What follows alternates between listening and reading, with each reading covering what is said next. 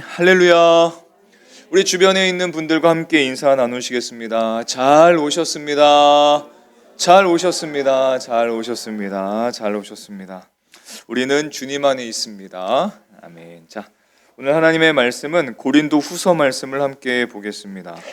고린도 후서 1장 3절과 4절 말씀을 함께 나누도록 하겠습니다.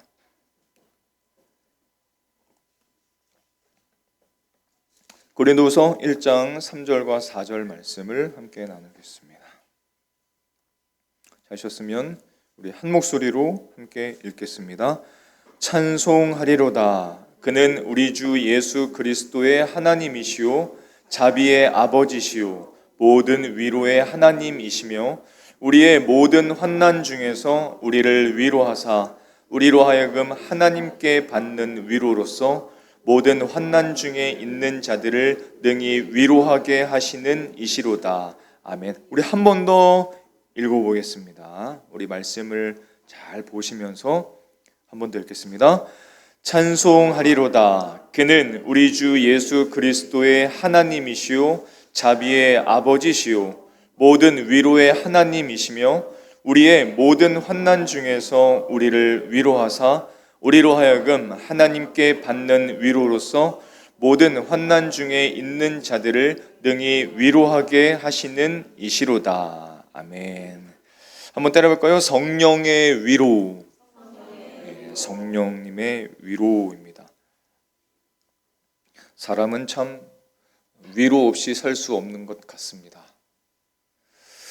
사람은 누구나 위로가 필요한 것 같아요. 주위를 한번 보시겠습니까? 잠깐만 주위를 한번 보세요.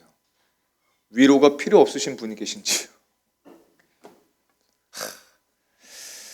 삶이 잘 풀리지 않을 때도 있고 또 관계로 인해서 상처를 많이 받기도 하고 또 견고하기를 소망하지만 또 믿음이 흔들릴 때도 있고 겉으로는 괜찮아 보이긴 하는데 마음속에는 눈물 또 한숨이 우리 마음에 가득 차 있는 것을 우리는 사실 자주 느낍니다.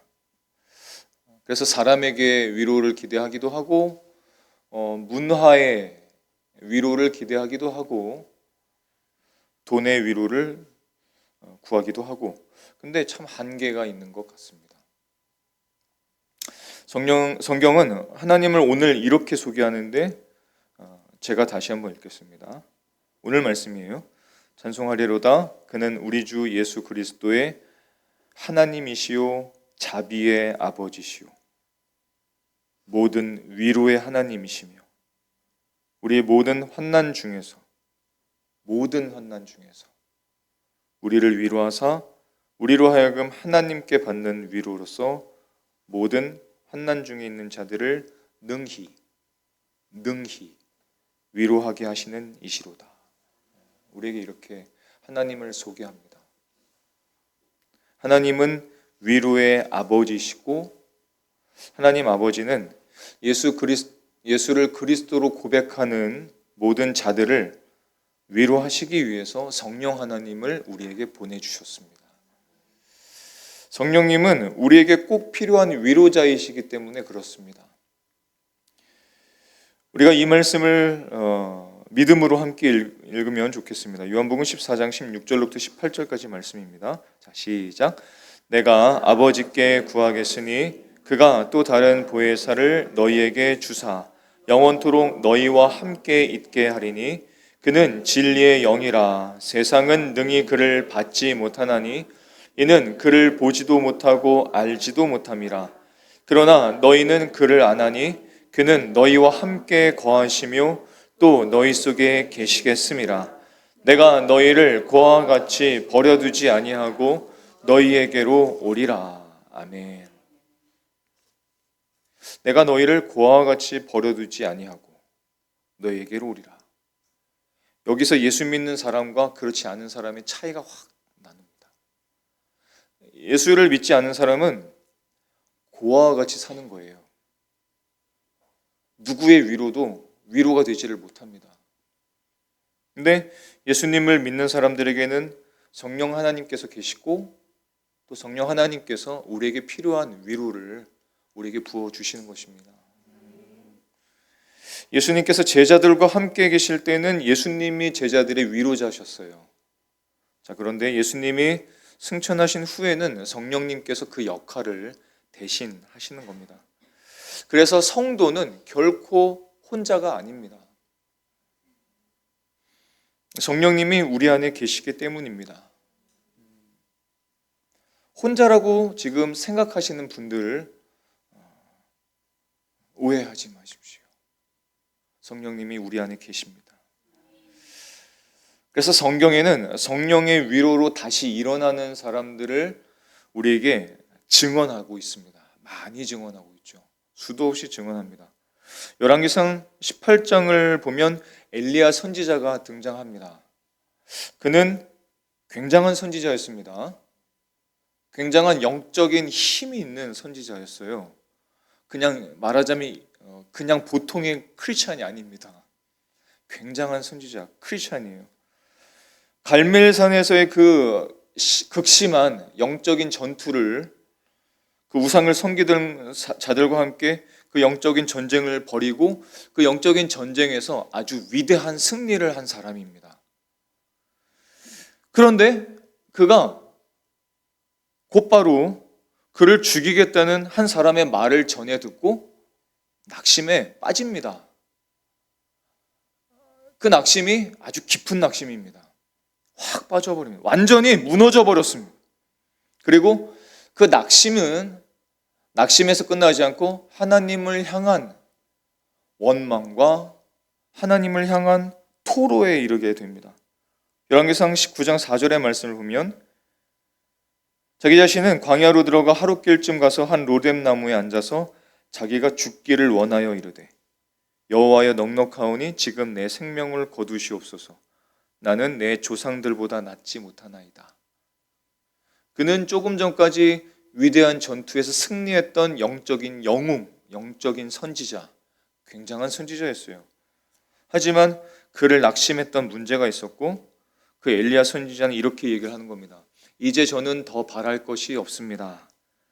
내 생명을 걷어가십시오. 차라리 저는 내 조상들보다 나은 것이 하나도 없군요.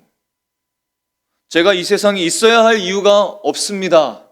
저를 걷어가 주세요. 이 절망에서 헤쳐나갈 힘이 저에게 없습니다.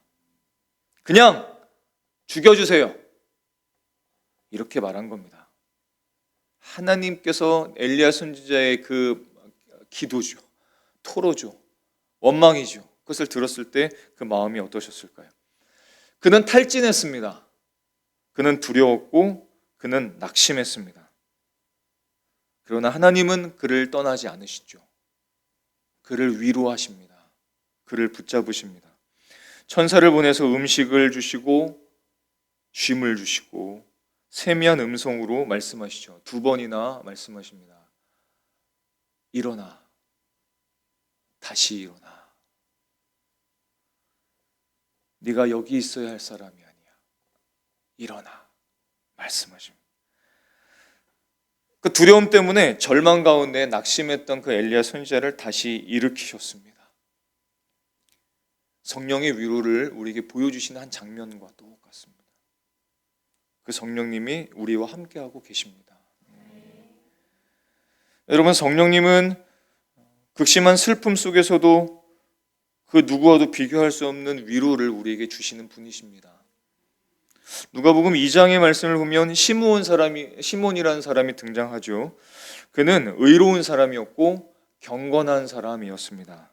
그리고 메시아를 기다리던 사람, 메시아는 그때 그 당시의 사람들에게는 이스라엘의 위로라 불리던 분입니다. 이스라엘의 위로를, 메시아의 오심을 기다리던 사람이었어요. 그 사람이 살고 있던 그 시대는 지금 우리가 살고 있는 이 시대와 별반 다르지 않습니다. 우리가 오해하는 것 중에 하나가 성경 시대와 지금 이 시대가 뭔가 다른 것 같지만 전혀 그렇지 않아요. 모양만 다를 뿐입니다. 똑같습니다. 그때 그 당시는 로마가 압제를 하고 있죠. 이스라엘 백성들은 영적인 침체에 완전히 빠져 있죠. 그는 그런 시대를 살아가고 있었습니다. 그토록 기다리던 메시아는 오지 않았죠. 하지만 의롭고 경건한 마음으로 그 메시아의 오심을 기다리고 있었습니다. 개인적인 슬픔도 있었고 민족적인 영적인 슬픔을 이 마음에 품고 살던 사람이었습니다. 그런데 이 시므온이 주님께서 오시는 그 날까지 소망 가운데 살아갈 수 있었습니다. 어떻게 그럴 수 있었을까요? 왜냐하면 성경은 그것을 분명하게 증언합니다. 성령께서 그 위에 계셨음이라고 말씀하세요. 그의 삶을 보면 언제나 성령님과 연결되어 있었습니다. 누가복음을 보면 시므온을 설명하면서 3번이나 성령님을 강조합니다. 시므온을 강조한다기보다는 성령님을 강조하시는 거예요. 성령님이 그의 위에 계시다. 그가 성령님의 지시를 받았다. 그가 성령님의 감동으로 성전에 들어갔다.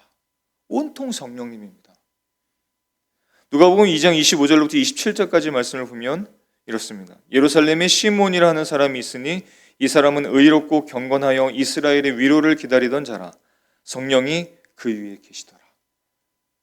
그가 주의 그리스도를 보기 전엔 죽지 아니라 하리라 하는 성령의 지시를 받았더니, 성령의 약속을 받았더니, 붙들었더니 성령의 감동으로 성전에 들어가매 마침, 그때 그 마침 부모가 율법의 관례대로 행하고자 하여 그 아기 예수를 데리고 오는지라.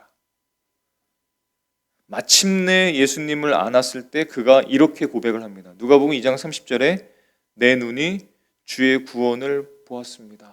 이렇게 고백합니다. 무슨 말이냐면 시므온이 그런 상황 속에서, 나라의 환경 속에서, 그 절망과 그 슬픔 속에서 살아갈 수 있었던 이유는 상황 때문이 아니라 성령과의 관계였기 때문입니다. 성령님이 그에게 계셨고 그는 성령님의 지시를 받고 살아가고 있었고 성령님의 위로 가운데 그 상황을 이겨낼 수 있었던 것입니다. 성령님께서 그에게 약속하셨던 것, 그 약속을 시므온이 붙들었던 것이죠. 여러분, 위로라는 것을 생각할 때 위로는 감정을 뛰어넘는 겁니다. 성경이 말씀하시는 위로라는 것은 하나님의 말씀을 붙들었을 때, 그 약속을 붙들었을 때 주어지는 거예요. 세상 사람들이 말하는 위로라는 것은 감정입니다. 감정을 잠깐 위로해 주는 거죠. 근데 그 위로가 어때요? 금세 사라집니다. 휙 사라집니다. 순식간에 사라집니다. 그러니까 사람들이 어떻게 해요? 그 위로를 또 얻고자 다시 금세 없어지는 그 위로를 기대하고 그 위로 가운데 살고자 자꾸 그것만을 바라보고 살아갑니다. 그게 뭐 위로겠어요? 그게 뭐가 위로입니까? 세상 사람들이 말하는 것처럼 그게 희망 고문 아닙니까? 오히려 그건 진짜 위로가 아닙니다. 진짜 위로라는 것은 하늘로부터 오는 위로이고 그 하늘로부터 오는 위로는 하나님의 약속을 붙잡는 그 사람에게 임하는 것입니다. 그래서 그렇게 주어지는 하늘로부터 오는 위로는 상황이 해결되는 것하고는 전혀 상관이 없어요. 자, 시므온이 위로를 얻었을 때 이스라엘은 여전히 로마의 지배 아래 여전히 있었습니다. 환경은 변하지 않았습니다. 세상은 여전히 고통 가운데 있었습니다. 십자가는 아직 남아 있었습니다. 그런데도 시므온은 위로를 받았습니다. 왜냐하면 성령님께서 그와 함께하고 계셨기 때문에 그렇습니다. 그 성령님이 저와 여러분 안에 계신 줄 믿습니다. 그분이 여러분들을 위로하기를 기대하십니다. 여러분, 초대교회가 수많은 박해 속에서 성령의 위로로 승리했던 것을 기억하십니까? 초대교회의 상황을 우리는 사실 이해하기 어렵습니다. 그렇죠. 우리가 어떻게 초대교회의 그 심각한 핍박과 박해를 어떻게 우리가 이해합니까? 이 나라에 사는 크리스찬들이 어떻게 그걸 이해할 수 있겠어요? 이해 못합니다. 못해요. 그 가정 속에서 믿지 않는 사람들 때문에 그렇게 핍박받고 그렇게 하더라도 나라 전체가 그런 압제 속에 있는 것을 경험해 본 일은 우린 거의 없습니다. 초대교회가 수많은 그 박해 속에서 어떻게 승리할 수 있었습니까? 그들의 믿음이, 그들의 신앙이 대단했기 때문입니까? 아니요. 성경은 그렇게 말씀하지 않으십니다. 그들의 믿음이 대단했기 때문에, 그들이 늘 예배를 잘했기 때문에, 늘 하나님과 친근하고 친밀했기 때문에 어떤 시련과 환난과 핍박 속에서도 그들이 이길 수 있었다. 그렇게 말씀하지 않으십니다. 오히려 이렇게 말씀하시죠. 사도행전 9장 31절에는 이렇게 말씀합니다. 그리하여 온 유대와 갈릴리와 사마리아 교회가 평안하여 든든히 서가고 주를 경외함과 성령의 위로로 진행하여 그 수가 더 많아지더라. 우리 이 말씀을 한번 같이 읽어볼까요? 자, 시작. 그리하여 온 유대와 갈릴리와 사마리아 교회가 평안하여 든든히 서가고 주를 경외함과 성령의 위로로 진행하여 수가 더 많아지니라. 아멘. 놀라운 일이죠. 성령의 위로로 여전히 그 핍박과 그 환난이 있었지만 교회가 평안히 든든히 서나갈 수 있었다. 이렇게 고백을 합니다. 여러분, 사도행전 2장에서 일어난 사건을 우리는 얼마 전에 함께 나누었습니다. 성령 강림이 일어났던 사건. 그 성령 강림은 교회의 역사에 아주 중요한, 어쩌면 가장 중요한 그런 사건이라고 할 수 있습니다. 성령 강림을 통해서 눈에 보이지 않던 그 교회 공동체가 이제 눈에 보이게 된 거거든요. 굉장한 사건이죠. 실제 역사 속에 그 성령님으로 인하여서 교회가 등장하게 된 겁니다. 교회 공식적인 시작이라고 할 수 있습니다. 그래서 교회 공동체는 성령으로 시작되었다고 해도 과언이 아닙니다. 뿐만 아니라 이 사건은 복음이 특정 민족의 것이 아니라 모든 민족을 위한 것임을 드러내는 사건이었어요. 하지만 그럼에도 불구하고 교회는 얼마나 많은 핍박을 받았는지 모릅니다. 교회는 탄생한 이후 직후부터 극심한 어려움을 겪을 수밖에 없었습니다. 그 극심한 어려움이라는 것은 말로 다 할 수가 없습니다. 교회 공동체가 만들어졌는데 교회 공동체 안에서도 막 내분이 일어나요. 초대교회도 똑같았습니다. 교회 내부의 다툼이라든지 시기라든지 분열이라든지 이런 것들이 교회 안에 등장했습니다. 사도행전 5장과 6장을 보면 바로 등장하죠. 아나니아와 삽비라 사건이 등장했습니다. 그들은 성령님을 거스르고 거짓과 위선으로 그 공동체 안에 그것들이 만연해 있었습니다. 하나님은 그것을 싫어하셨죠. 공동체 안에도 그런 극심한 문제가 있었습니다. 근데 그것뿐입니까? 그것뿐만 아닙니다. 구제 문제도 있었고 헬라파와 히브리파가 막 나눠져서 교회 안에서 막 싸우고 다투고 시기하고 분열하고 갈라지고 막 이런 일들도 있었죠. 내부에서는 이런 일들이 있었지만 교회 밖엔 또 어떻습니까? 교회 공동체 밖에는 늘 영적 전쟁이에요.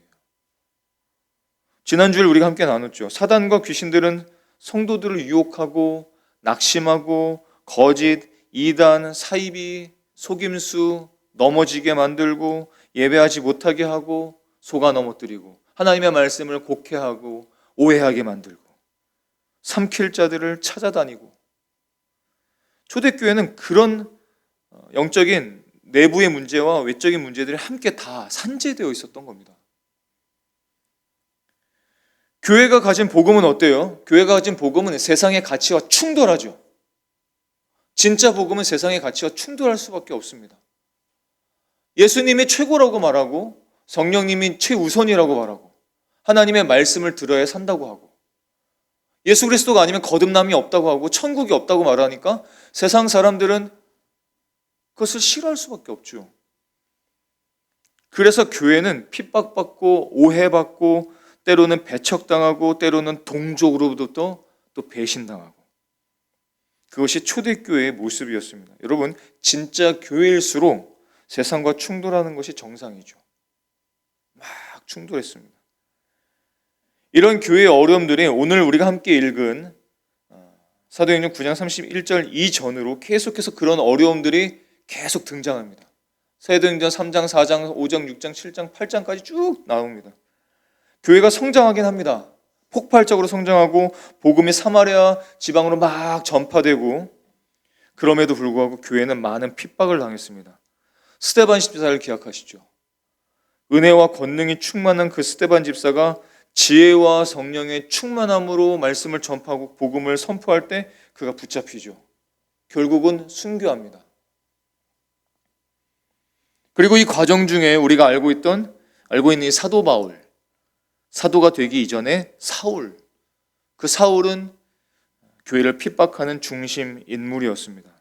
그런데 그 사람은 단순한 핍박자가 아니죠. 교회를 무너뜨리는 아주 중심에 섰던 존재였습니다. 자, 여러분들이 지금 그 초대교회의 성도들이라고 한번 생각해 보세요. 나라가 그렇고 교회 안팎이 그런 상황이에요. 지금 여러분들이 그 초대교회의 성도라고 한번 생각해 보십시오.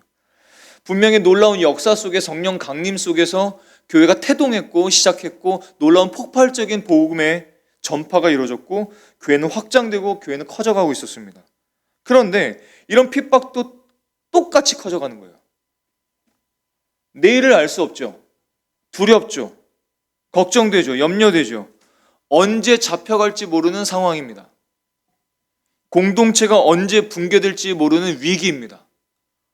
자, 그런데 그런 상황 속에서 그런 모든 상황이 해결되지도 않았는데 오늘 31절의 말씀은 이렇게 말씀하시는 거고, 사도행전 9장 31절에 그리하여 온 유대가 갈릴리와 사마리아 교회가 평안하여. 말이 됩니까 이게? 이게 말이 될까요? 그 상황 속에서 교회가 평안할 수 있다고요? 교회가 든든히 서갈 수 있다고요? 주를 경외할 수 있다고요? 넘어가지 않고? 세상과 그렇게 타협하지 않고? 왜? 주님을 경외하고 성령의 위로가 그 초대교회 위에 있었기 때문입니다. 그들이 잘했기 때문이 아니라 성령의 위로가 그들을 사로잡고 그들을 붙잡고 그 공동체에 위로를 부어주셨기 때문입니다. 그래서 그 교회들이 그런 극심한 핍박 가운데 환난 중에서도 교회가 평안히 든든히 서나갈 수 있었던 것입니다. 성령의 위로라는 것은, 그런 진짜 위로라는 것은 문제가 사라지는 게 아닙니다. 문제가 없어지는 게 아닙니다. 교회 안에 문제가 다 사라지는 게 아니에요. 분열이 없게 해주세요. 시기가 없게 해주세요. 다툼이 없게 해주세요. 교회 모든 사람들이 다 사랑하게 해주시고 도와주시고 다 협력하게 해주시고 서로를 돕게 하시고 서로를 자기보다 낮게 여기게 도와주시고 섬기게 도와주시고 사랑하게 도와주시고 보살피게 도와주시고 기도 제목이 될 수는 있죠. 근데 그것이 이루어진 교회를 보신 적이 있으십니까? 그건 이 땅 위의 교회는 그러기가 어려워요. 힘들단 말입니다. 사람들이 존재하고 영적 존재들이 존재하기 때문에 어렵단 말입니다. 그런데도 불구하고 그 교회가, 예나목 교회 공동체가 2년이 지나가면서 든든히 서 나올 수 있었던 이유, 교회가 든든히 평안하게 지금까지 올 수 있었던 이유는 제가, 여러분이 잘해서가 아닙니다. 성령께서 우리를 위로하셨기 때문이고 성령께서 한 사람 한 사람들을 이끌어 주셨기 때문입니다. 성령의 위로는 그런 것이에요. 우리가 기대하고 우리가 소망해야 할 위로는 바로 성령의 위로인 것입니다. 그럼에도 불구하고 많은 사람들이 성령의 위로를 구하지 않아요. 문제가 풀리기만을 구하는 것 같습니다. 우리가 너무 연약하죠. 문제들이 많을 때, 또 어떻게 해야 될지 모를 때 우리에게 오신 그 성령님이 여전히 함께 하시고 우리에게 필요한 위로를 허락해 주신다는 것을 저와 여러분이 꼭 기억하실 수 있기를 축복합니다. 성령의 위로가 있을 때 그 교회가 평안하게 든든히 서 나갈 수 있는 것입니다. 성령의 위로는 정말 대단한 위로예요. 사도행전 9장만 보더라도 성령님의 위로는 그냥 단순한 위로가 아님을 보게 됩니다. 하나님이 교회를 위로하실 때 그 방법을 보면 정말 놀랍습니다. 사도행전 8장과 9장을 보면 어떤 일이 일어난지 아십니까? 그 교회 공동체를 핍박했던 사울이 사도 바울이 되기 시작해요. 그게 성령의 위로입니다. 성령의 위로는 단순히 마음의 평안을 주고 그런 게 아니라 실제적으로 상황도 변화시키시는 위로인 겁니다. 사울이 사도 바울이 될 줄 어떻게 누가 알았겠어요? 그걸 누가 예상이나 할 수 있었겠습니까? 핍박자를 전도자로 바꿨습니다. 사울이 바울 되게 하시고 적을 사도로 만드시고 파괴자를 교회 개척자로 만드셨습니다. 누가? 성령님께서. 단순히 괜찮아질 거야, 교회 공동체가 언젠가는 괜찮아질 거야, 좋아질 거야 라고 하신 것이 아니라 그 현실을 뒤집는 위로를 허락해 주셨어요. 가장 큰 죄인을 은혜로 뒤집어 주시고 적을 동역자로 만드는 성령의 위로가 그 교회 공동체 안에 있었던 것입니다. 이것이 우리에게 중요한 이유가 있습니다. 저와 여러분 안에는 여러분들을 괴롭히고 여러분들의 마음을 아프게 하는 그런 괴롭히는 문제들이 있습니다. 우리들을 무너뜨리려는 그런 문제들이 있습니다. 해결되지 않는 계속적인 그 상황이 있습니다. 성령님은 그것을 제거하실 수도 있지만 그것을 변화시켜서 도구로 사용하실 수도 있으십니다. 아나니아를 통해서 사울을 사도 바울로 변화시키셨죠. 이 아나니아가 처음에 사울을 두려워했습니다. 주님, 저 사람은 굉장히 위험한 사람입니다. 어떻게 저 사람을 받으라고 하십니까? 왜 저 사람에게 안수하라고 하십니까? 그게 말이 됩니까? 아나니아가 그랬죠. 근데 성령님의 인도하심으로 그가 순종합니다. 성령께서 그렇게 바꾸시는 거예요. 그러니까 성령께서 교회 공동체를 평안하게 든든히 서나가기 위해서 한 사람을 바꾸고 또 한 사람의 생각을 바꾸고 또 한 사람의 마음을 바꾸고 그 마음들을 사로잡아서 교회 공동체를 변화시켜 나가시는 겁니다. 성령님이 하시면 못 하실 일이 없습니다. 성령님이 역사하시면 못 이루실 것이 전혀 없습니다. 사울이 사도 바울이 되고 그가 개척자가 되고 전도자가 되고 그러면서 이제는 교회를 개척하고 그 성령의 위로가 모든 교회들을 사로잡으시고 교회를 성장시키시고 성도들을 다시 일으켜 세우시고 성도들 안에 있는 죄책감들을 자유케 하시고 또 잃어버렸던 사명을 다시 회복시켜 주시고 그래서 그 교회의 공동체는 하루하루 그렇게 승리할 수 있었던 것입니다. 여러분, 사도 바울이 됐지만 그 이후로 똑같은 그 성령님의 위로를 경험하지 않았습니까? 그가 놀라운 은혜 가운데 변화되었지만 그도 수없이 많은 고난을 겪었습니다. 사도 바울도 매도 맞고 감옥에 갇히고 죽을 위기도 여러 번이나 겪었습니다. 근데 그가 이렇게 말하는 것을 기억하십니까?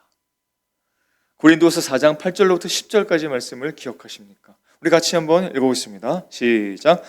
우리가 사방으로 우겨쌈을 당하여도 쌓이지 아니하며 답답한 일을 당하여도 낙심하지 아니하며 박해를 받아도 버림받지 아니하며 거꾸러뜨림을 당하여도 망하지 아니하고 우리가 항상 예수의 죽음을 몸에 짊어짐은 예수의 생명이 또한 우리 몸에 나타나게 하려 함이라. 아멘. 고린도서 4장 16절도 이렇게 말씀하십니다. 그러므로 우리가 낙심하지 아니하노니, 낙심이 도대체 우리에게 무슨 말이냐?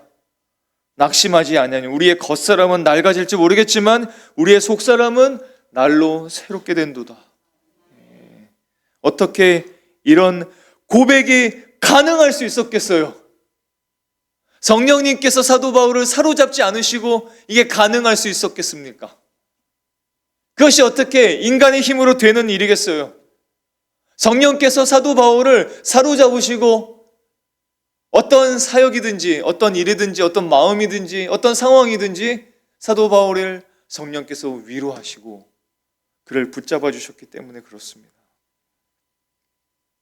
그렇습니다. 수많은 하나님의 사람들이 그 어떤 것으로부터 경험할 수 없는 위로를 우리는 성령 하나님으로부터 경험할 수 있습니다.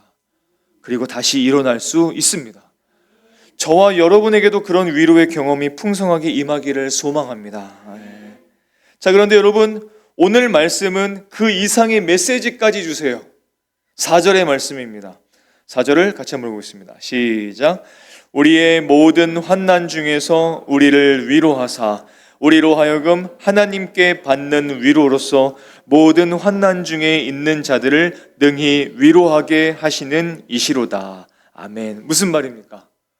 우리가 성령의 위로를 경험하고 성령의 위로를 경험한 그 사람들이, 제가, 여러분들이 또한 낙심한 그 사람들을 위로할 수 있는 사람들이 된다는 것입니다. 그런 사람이 된다는 거예요. 얼마나 놀랐습니까? 누가 그런 일을 경험할 수 있습니까? 누가 그런 삶을 살아갈 수 있겠습니까? 이 세상의 권력자, 이 세상의 CEO들, 굉장한 사람들, 유력한 사람들 많죠. 하지만 그 사람이 정말 다른 누군가를 위로하는 것을 보신 적이 있으십니까? 얼마나 많이 보십니까? 많은 것을 가지면 그 많은 것으로 사람들을 진짜 위로를 할 수 있습니까? 아니요. 오히려 차별을 느끼고, 오히려 적대심을 느끼고, 너희들은 너희들의 세상, 우리들은 우리들의 세상, 이렇게 극단적으로 살아가는 것이 이 땅의 사람들의 삶이 아니겠습니까? 그런데 그런 세상 속에서, 이런 삶 속에서 누가 하늘로부터 오는 위로를 전해줄 수 있겠습니까? 그것이 바로 저와 여러분이 아니겠습니까? 성령의 위로를 경험한 사람들, 성령의 위로를 맛본 사람들, 성령이 이 안에 계신 사람들, 성령의 통로가 되는 사람들, 저와 여러분의 삶이 그런 성령의 위로의 통로가 되는 삶이 되기를 소망합니다. 우리에게 주시는 메시지가 있죠. 사랑하는 성도 여러분, 우리는 오늘날 살아가면서 여러분에게 필요한 위로를 어디서 얻고 계십니까? 위로가 정말 필요하지 않으십니까? 여러분들 지친 마음과 버거운 마음과 힘든 마음과 상처의 마음에서 누가 여러분을 위로하고 계십니까? 누구의 위로를 기대하고 계십니까? 사람은 안 됩니다. 그 누구도 안 됩니다. 환경의 변화가 생기면 위로를 얻을 수 있을까요? 잠시입니다. 금방 사라집니다. 그렇다면 정말 저와 여러분에게 필요한 것은 그런 변화 전에, 그런 사람의 위로 전에 언제나 우리와 함께 하시고 우리를 중보하시는 성령님의 위로, 그 성령님의 위로가 필요한 줄 믿습니다. 성령님의 위로는 단지 우리의 눈물을 닦는 그런 수준이 아니라 그 인생을 다시 세우는 능력인 줄로 믿습니다. 성령님은 우리 안에 계시고 그 성령님은 우리를 위로하기를 기대하십니다. 다른 곳에서 그런 위로를 받지 마시고, 그런 위로를 기대하지 마시고, 성령 하나님을 바라보시고, 성령 하나님을 주목하시고, 우리 안에 계신 성령님을 사모하시고, 성령의 위로, 하늘로부터 오는 위로로 다시 일어설 수 있는 우리 모든 영혼들이 될 수 있기를 예수님의 이름으로 축복합니다. 그런 우리의 삶이 되기를 소망합니다. 우리 함께 기도하시겠습니다.